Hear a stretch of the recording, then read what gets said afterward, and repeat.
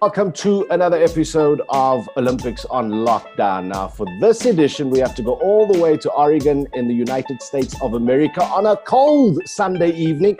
The Joburg chill is starting to settle in to a place that is a little bit warmer. And our guest today is a man who made history in 2012 when he became Botswana's first and only Olympic medal winner, Commonwealth gold medalist as well, and a man who is a sure prospect for a medal when the Olympics eventually does come around in Tokyo in 2021.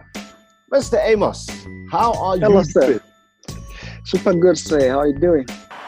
In the men's 800 metres, world junior champion Nijel Amos won the first heat. The Botswana runner is the second fastest junior of all time, and he posted a time of 1 minute 45.9. That puts him through to the semi-finals. The men's 800 metres. Amos in pursuit. So once again, it's the top two in the world. Korea going for it. Has he gone too early though? Amos, you can't write him off just yet as they come into the home straight. Murphy also finishing strongly. Kittilin's gone, not for the first time. Rotic is way back. Amos coming back strongly again. Amos is going to get him on the line again. Is he? He did it in Doha. Yes, he is. The outstretched arm. 1:45.58. Well. So you're in Oregon at the moment, a place that you chose to go and work in from around 2017. Yeah. We talk about athletics. What do you know about these things? What do you know about lockdown?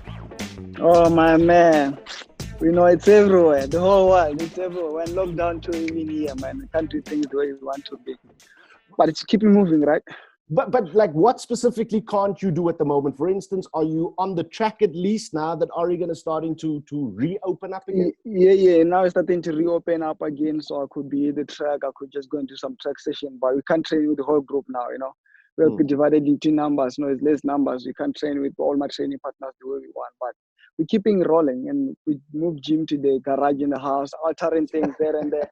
And I think for now, for me, it's a time where I do the things you call the legal things that will always be having no time to do them. That the physio always say, oh, you can just do these exercises to strengthen others. No, so I take that time to use all those things. It's interesting because in the very first edition of this, we were chatting to Karina Horn back in South Africa, and she was saying because she can't get on a track, suddenly now she's working more on core strength and things that she hardly ever works on, that perhaps may give her the edge when she gets back on the track. Is that the thinking pretty much for athletes during COVID? Yeah, I think it goes where you say you are here now. As an athlete, you always be ready for whatever happens. I think for track, you can always get injured anyway. Your mind is always flexible around things changing. So I don't think this just happened like all of us got injured at the same time in the track. It's just like all of us got injured at the same time. So it's like, we're in rehab now. Are you going to be rehab or are you going to live with that injury? So that's for me, I took it that way. We all got injured. We are going for rehab. What's done in rehab, we work on those little things and keep our mind going, which is the only tool we have now. Because physical now, it's our mind, keeping it positive and moving. The energy that we're going to keep moving with it. It's all we have now. I need to ask you, as a South African who saw you around the various, while you were here, the various competitions being held in South Africa. Yellow pages. Listen, why did your most recent time in South Africa just not work out for you?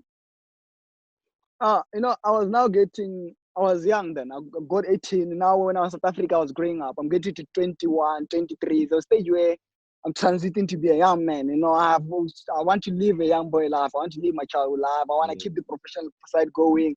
That's why now, for me, one thing that comes in harder was the discipline part. It was hard for me to keep the discipline to be able to stay up and top and get there. I knew my discipline in South Africa in terms of I was in South Africa. I would drive 2 hours. I'll be in Gaborone anytime. It was driving time.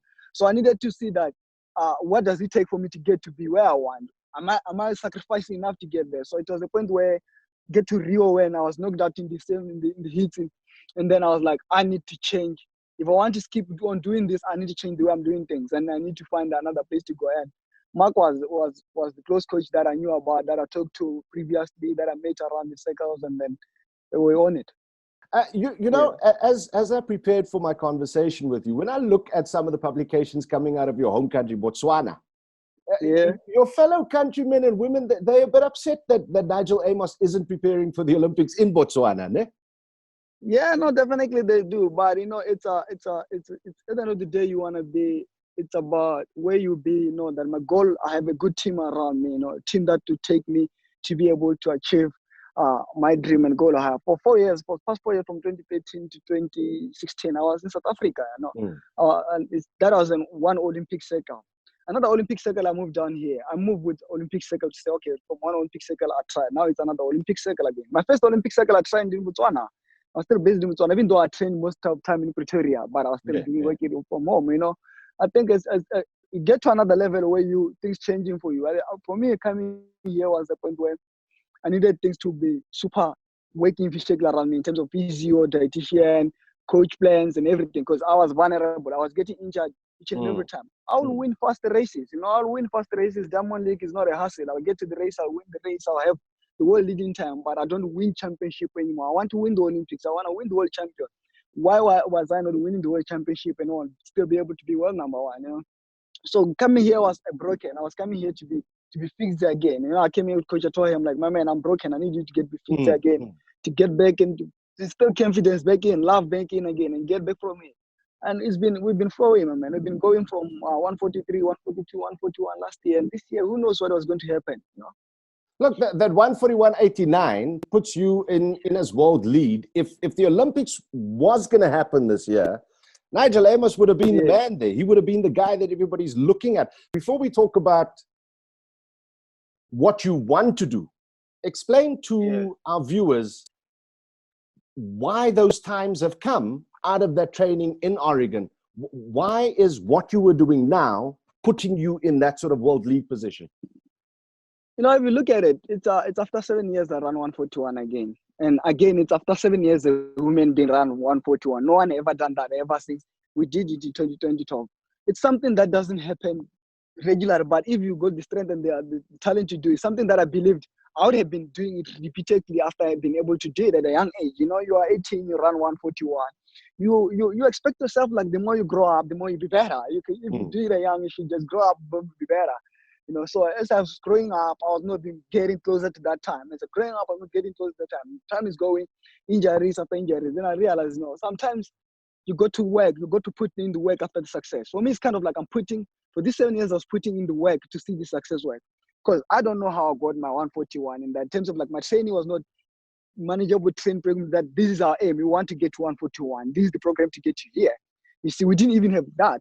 Now it's like a point where you needed a proper planning to say, how can we get you back to 141 again? What you're lacking? You know, what will take you to get there again? You need to be able to do 3 sessions a week. Can your body be able to hold that? No. How can you alter that to be able to do that? Or how can we use food in a fueling way to be able to do that?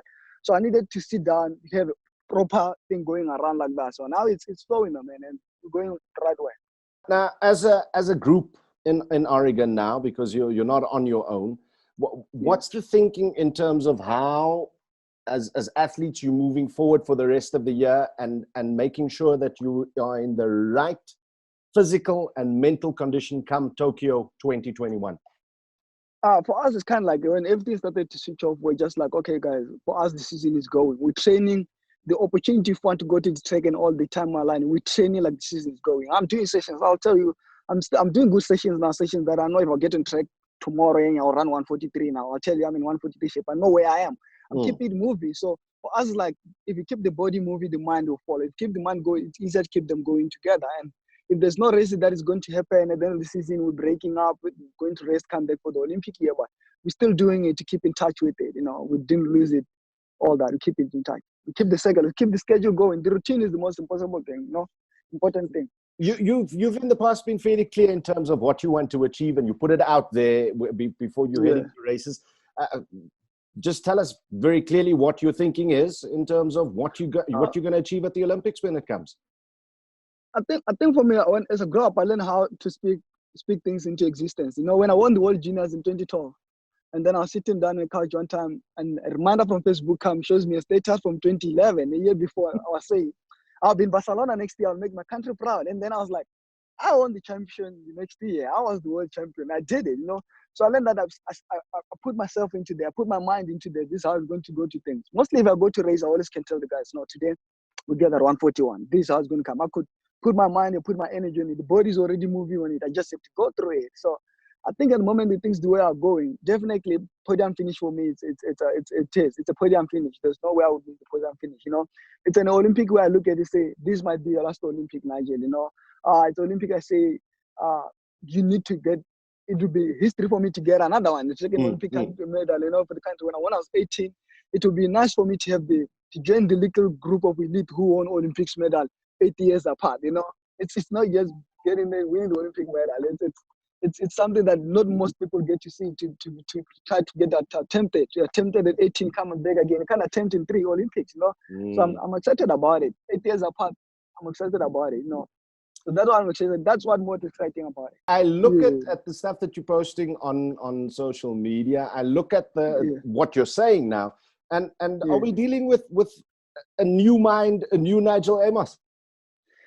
Man, you know, as you grow up, you get to be better. You got to look things around and see what could be better. We got to see where your voice is, what you could change better, where your power is, you know, what you could do with where you are. Why can you open more doors for some people where you are? So I think I'm getting to learn to use everything around me, to learn to extend, to expand, and learn to explore more about myself. Doesn't limit myself.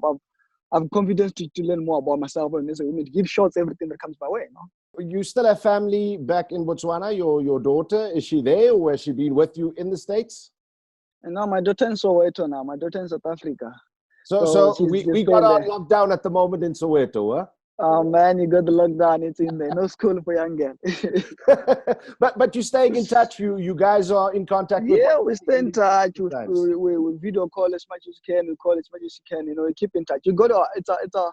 It's everything that happens around the world, you know. But you got to keep going. You know, we got to keep going to see the next phase. You know, if you got to be alive, you got to be on the next round to see another phase. So you stay here, say, "Well, no, things are happening like that. Things are unstopped. We're not moving. Got to be moving. Got to be ready for when things open up. What are you doing about it? You know, this is the time to try to be more better and other things out of just be an athlete, as a woman being again in life generally. You know." Speaking of the things that you've done in the past away from the track, how's DJ Zorowski doing? When's the last time he was at a party playing?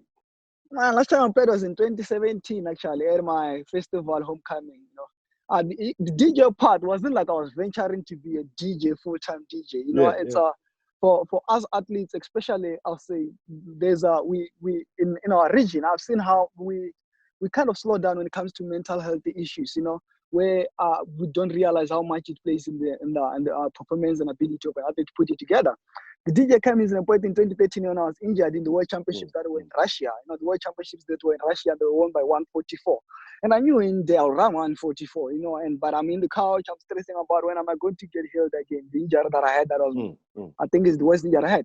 And then I had to find something that would stimulate my mind the same way. That would take my mind out of running again. So that's how music came in. Music was just a bridge to get me back to running. It was a bridge to keeping going, keeping with good energy and everything that is on my, not to just keep on spiking in the couch. Well, I'm going to get things right, you know.